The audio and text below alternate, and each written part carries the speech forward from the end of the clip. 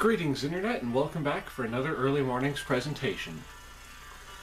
Now this past weekend, which would have been 2 days ago now, which is a duh, my sister and I decided that we were going to watch a movie. We hopped onto Netflix and we started surfing around and looking for stuff, and we came across an interesting sounding little picture. It had a weird title. Has anyone here ever heard of a little film called Velvet Buzzsaw? Well, it's this movie that just came out like that weekend, or this past week, I forget exactly when it came out, but it's such a good film. My god. So, I'll try and break it down for y'all as best as I can because, yeah, it was just so good and I don't want to give away too many spoilers. But it revolves around the art world. And by art world, I don't mean like, Roger Rabbit or that adult-rated art, Roger Rabbit type film, a Cool World. It's not like either of them. What I'm talking about is, art critics, people who sell art, galleries, all that hullabaloo happy nonsense and horse hockey. So what goes on in the film, I forgot that I didn't put my back pillow behind me. What goes on in that film is essentially this woman, Josephina, I want to say, is the assistant to this art gallery lady who used to be in a band called Velvet Buzzsaw, but we don't find out that she was in a band until far later in the film.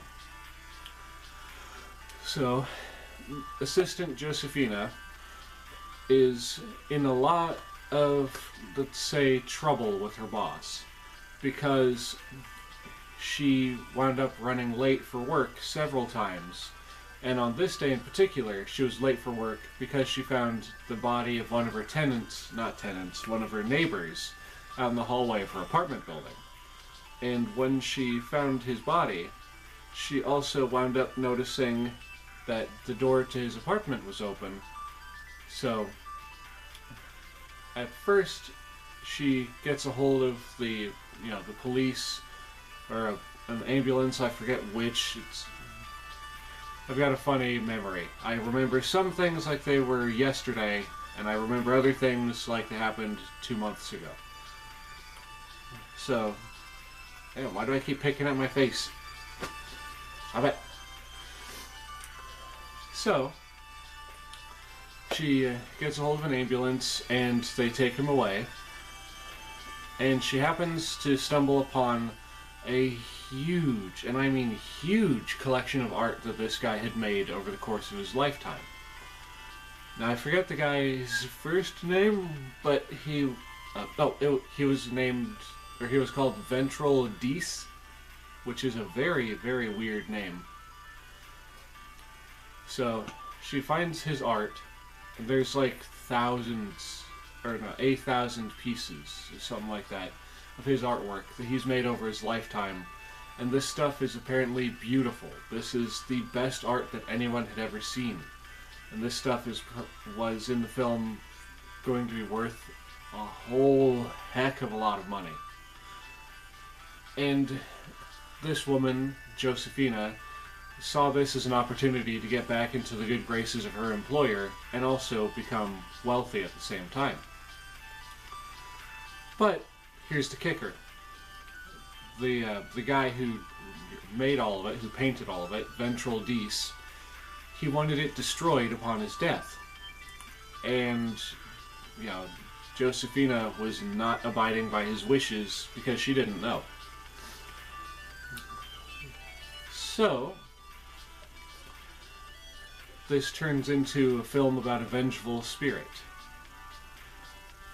And by vengeful, I think y'all know what I'm talking about. He almost immediately starts going after Josephina and all the people who were helping her sell his art and the gallery she worked for. Like, there's this one exhibit that is literally just a giant sphere that's like chrome on the outside, so it's like a big mirror.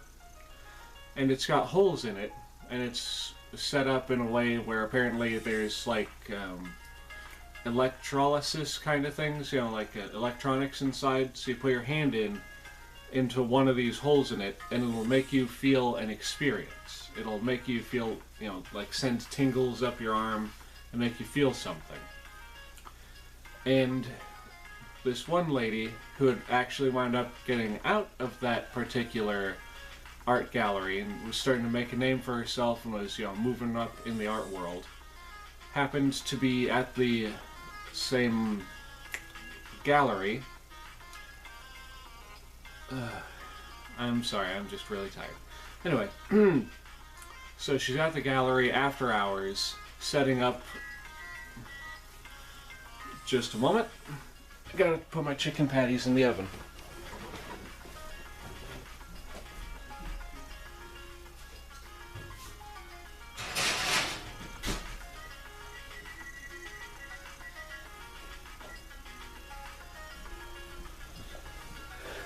So anyway, I'm going to talk while I'm still off screen.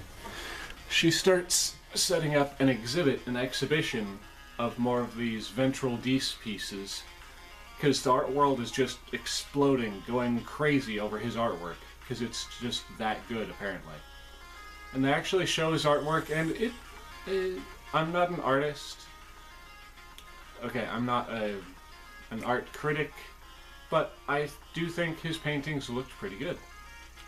So they show off his artwork at different points in the film, and it is really nice looking paintings and sketches and multimedia stuff. Anyway, so she's at the art gallery after hours, after having basically just secured a deal to get more Ventral Dice's pieces into the display. And she decides before she leaves, she's going to, you know, experience, you know, the giant metal sphere. Gonna put her arm in that one more time for the night and just, you know, have her own little experience while she's there. And when she puts her arm into the thing, you know, it starts tingling and whatever, and she's like, you know, having a pleasant experience.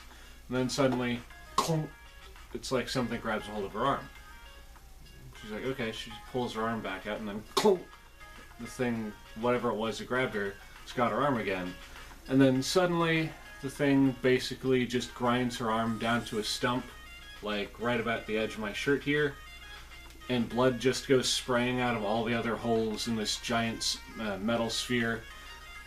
She finally gets her arm back out, and like I said, it's just a stump, and she's like, and she just falls down, because so much blood has already been lost that she just passes out and dies right there. And here's the interesting part. No one realizes, you know, when the gallery opens up the next day, no one realizes that she's not part of the exhibit. They just go in and they see, you know, the sphere with pools of blood around it and the body laying there, and they're like, oh, that's very interesting. It's a very odd blah blah blah, you know, study into the mindset of blah blah blah blah. And they're going bananas over this thing, thinking it's just part of the exhibit. And there's actually a point that they show in the movie where this group of school kids come in and they're like, oh, hey, cool, look at this fake blood. And they're just like walking through it and making bloody footprints everywhere. It's funny, but dark at the same time, this scene. And so, it isn't until that lady's assistant comes in with her coffee for the day and sees her there and starts freaking the heck out that everyone realizes, oh crap, that's real. That's not art, that's real life. And there's all kinds of other instances throughout the film where Ventral Dice is getting his revenge for them not destroying his artwork. But just... Oh, and the Hobo Man, that is one of my favorite bits from the entire movie, is that thing. Essentially, I don't want to give too much away, even though I just gave away one of the kills. But, Okay, I'll just tell you about the Hobo Man real quick. It's this automaton, or automation, whatever you want to call it, where when you walk up close to it, it like gets activated by a motion sensor or something, and it turns on. And it's this, essentially a mannequin that when the power comes on, it like basically comes to life. And it says 3 different things, because they don't show it saying anything else throughout the film. It says 3 different things. It says, "Do you ever feel invisible? I once built a railroad. And I can," it either says I can or I can't save you. I've watched that film and I've seen clips of that thing. I'm still picking at my face. But I've watched that film and seen clips of that thing, and I can't can't pick up whether he's saying can or can't. Because it talks in kind of a monotonous tone. But it's this mannequin that's dressed up like a hobo, you know, like a homeless person. It's got a pair of crutches, because apparently it's got a bad leg. And it'll, like, look at people like this. It's this really cool effect. And I won't say anything more than that, because that would spoil a very, very interesting scene later on in the film. Disturbing, but interesting scene. But yeah, for all of you out there who have not heard of this particular movie, which I can guarantee are a lot of you, because a lot of you probably don't have Netflix, or you're not into the psychological horror, thriller, supernatural, scary movie type deal. But I recommend to those of you of my fans who are, you give that a watch. That is a great film. It starts off slow, I'll warn you about that. It starts off slow, but once it actually starts picking up, it is brilliant. In my opinion. Another film that's coming out, I haven't seen it yet because, well, it hasn't come out yet.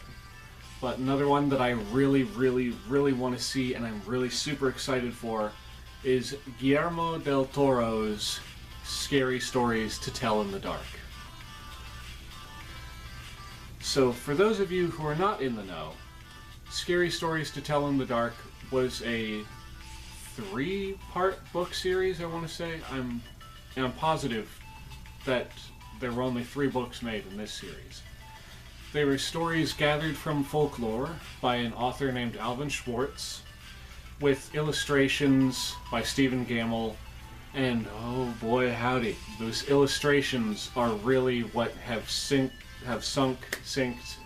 whichever word you want to use, have driven this into the subconscious of so many 90s people like myself, so many 90s kids, I'll say. I don't like using that term, but so many 90s kids like myself who were basically traumatized, but are now fascinated with this artwork.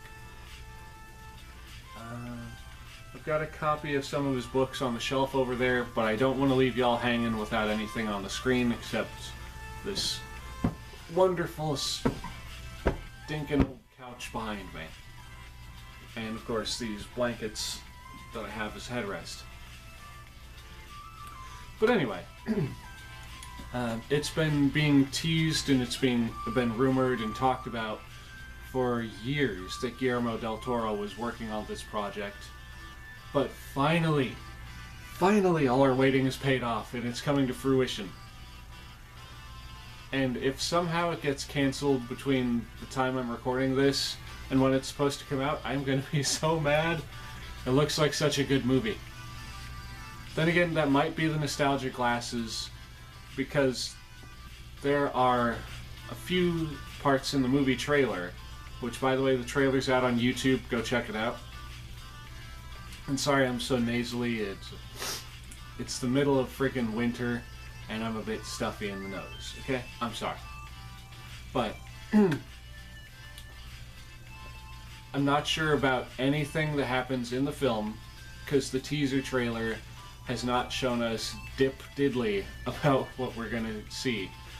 All I know is that a couple of the characters from the illustrations are apparently going to come to life. and start chasing down the main characters. And whoo, the ones they chose for the trailer are just spooky and freaky, and seeing that image from that book walking on the screen disturbed me, for lack of a better term, but in the best way. Alright, so with that being said, ladies and gentlemen, before I start rambling too much and before I start with the ooh, this, that, and ums, I'm gonna end it right here.